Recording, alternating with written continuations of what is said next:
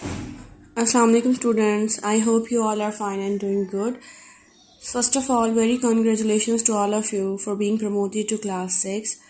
So, and very best of luck for your new session.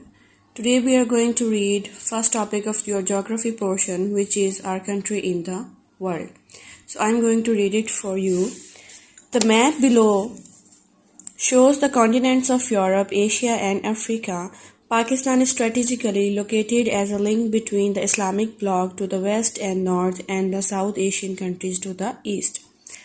Also note the location of Saudi Arabia in relation to the Islamic countries around it. What does this explain about the spread of Islam?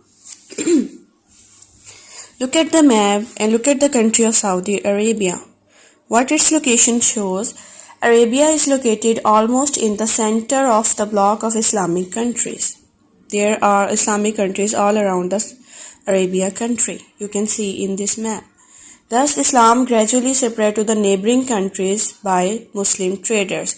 The traders of Saudi Arabia spread Islam to other countries. These all are the Islamic countries. This is the map of Europe, Asia, Africa landmass showing the Islamic countries colored green and the South Asian countries striped.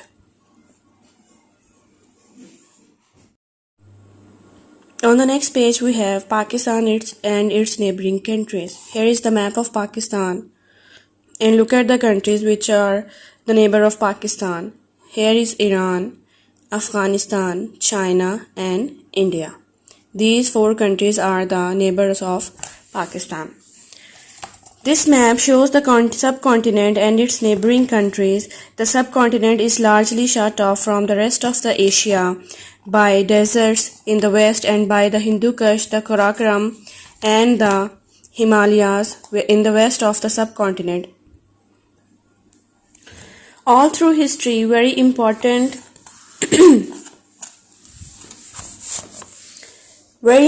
travel routes to and from the rest of the Asia have passed through it because of the passes through the mountains. In the west, the Khyber and Bolan passes lead to Afghanistan and on to Iran, Central Asia and even Europe. In the north, the High Khanjara Pass, 4700 meters, leads to China.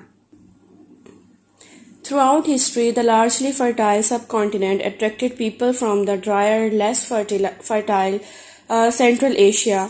The majority poured in through the passes at the Khyber and to a lesser extent Bolan, which were of vital strategic importance.